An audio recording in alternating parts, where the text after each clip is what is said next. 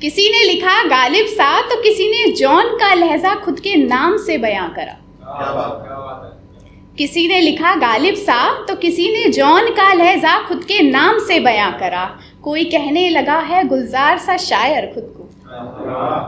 कोई कहने लगा है गुलजार सा शायर खुद को। कोई गज़लों और कविताओं में फ़र्क करना भूल गया है। कोई कहने लगा है गुलजार सा शायर खुद को। कोई गज़लों और कविताओं में फ़र्क करना भूल गया है। देखो ज़रा नवेले शायरों को, देखो ज़रा नवेले शायरों को, इन्होंने इतनी सस्ती कर दी है लिखावट आजकल की।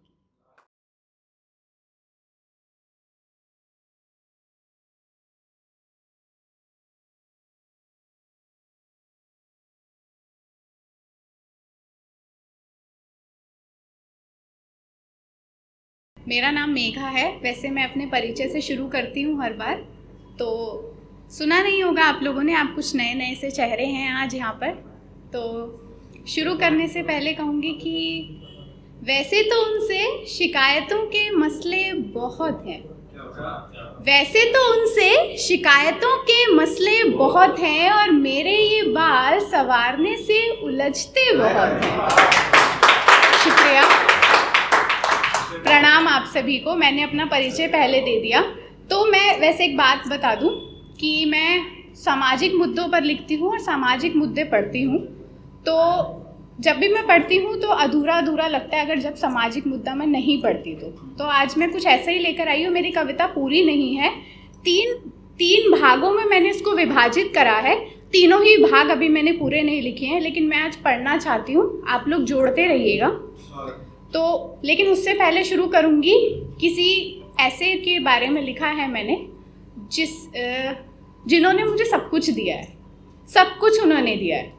तो पढ़ती हूँ कि तीन लोक के पिता वे अघोरियों के नाथ हैं। तीन लोक के पिता वे अघोरियों के नाथ है। काल जिनका क्या करे, काल जिनका क्या करे, ना करता कर सके है कुछ। केवल शिव करे सो करे, केवल शिव करे सो होए। जटाओं में है जिनके जल, माथे पर है चंद्रमा। जटाओं में है जिनके जल, माथ पर है चंद्रमा। मेरे महादेव से है बड़ा ना कोई। शुक्रिया। तो सब कुछ मेरा इन्हीं के नाम है। बाकी अब आती हूँ अपनी कविता पर। इसको शीर्षक नहीं दिया है जैसे कि अभी अधूरी है। तो मैं हूँ कहानी कड़वाहट की, उन्नाव की, या जो सुन सके तुम हजारों दफ़ा। मैं हूँ वही कहानी दर्दनाक परिहास की। आओ बैठो सुनो दास्तां मेरी इज्जत की। देनी होगी तुम्हें सहानुभूति मुझको, या मोमबत्तियाँ जलाने में सहयोग करना होगा।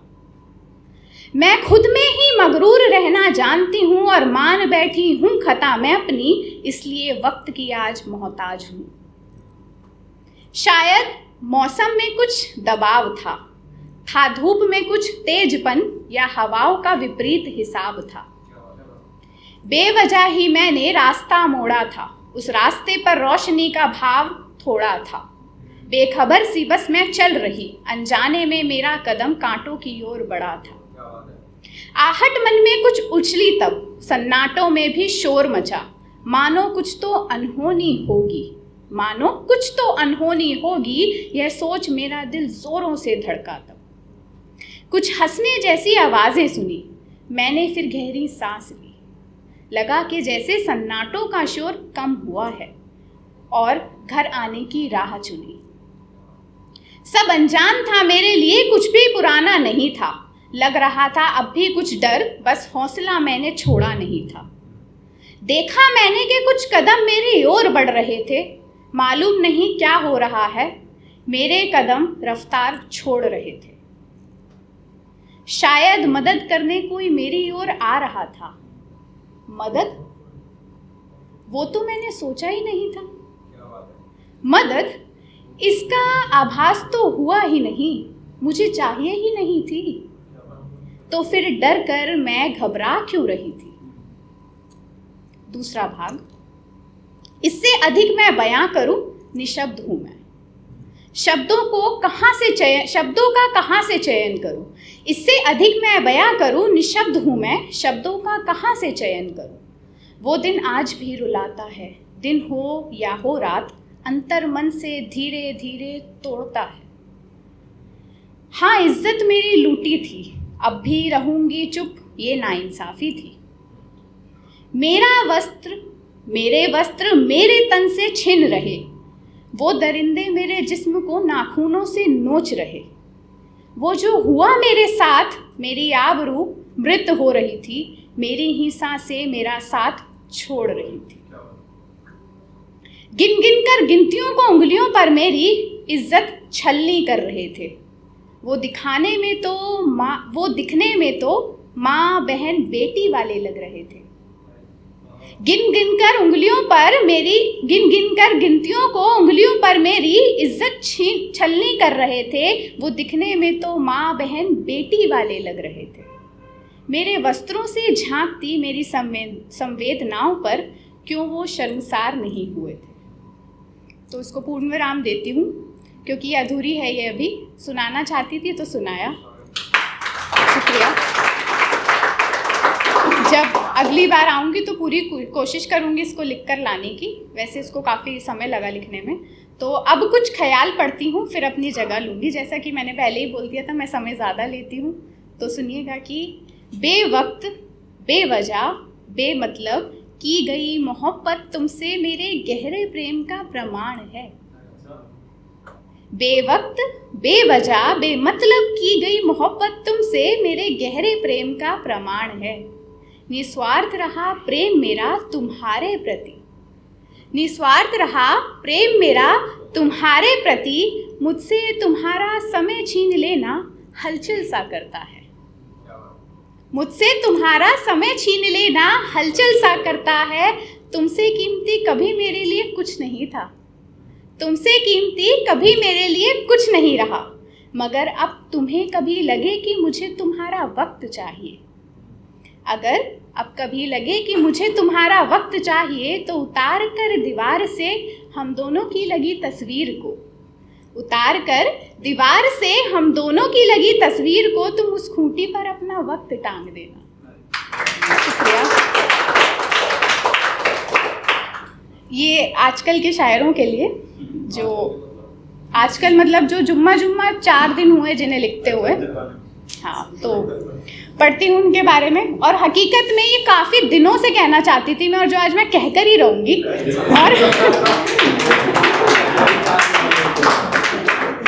क्योंकि जो काफ़ी समय से लिखते हैं ना, वो जानते हैं कि लिखावट किसे कहते हैं। ठीक है, तो किसी ने लिखा गालिब सा, किसी ने लिखा गालिब सा, तो किसी ने जॉन का लहजा खुद के नाम से बयां करा। किसी ने लिखा गालिब सा, तो किसी ने जॉन का लहजा खुद के नाम से बयां करा। कोई कहने लगा है गुलजार सा शायर खुद को, कोई कहने लगा है गुलजार सा शायर खुद को, कोई गज़लों और कविताओं में फ़र्क करना भूल गया है। कोई कहने लगा है गुलजार सा शायर खुद को, कोई गज़लों और कविताओं में फ़र्क करना भूल गया है। देखो ज़रा नवेले शायरों को, देखो ज़रा नवेले शायरों को, इन्होंने इतनी सस्ती कर दी है लिखावट आजकल की। तो अब एक पढ़ूंगी जो मैंने अपने प्रेम के लिए लिखा है, और वो ये है कि हाँ अच्छा लास्ट है। इस दुनिया की हर चीज़ को मैं आम बताया करती हूँ, इस दुनिया की हर चीज़ को मैं आम बताया करती हूँ। तुमसे कीमती अब कुछ नहीं, तुमसे कीमती अब कुछ नहीं, मैं बेखौफ तुम्हें अपना बताया करती हूँ।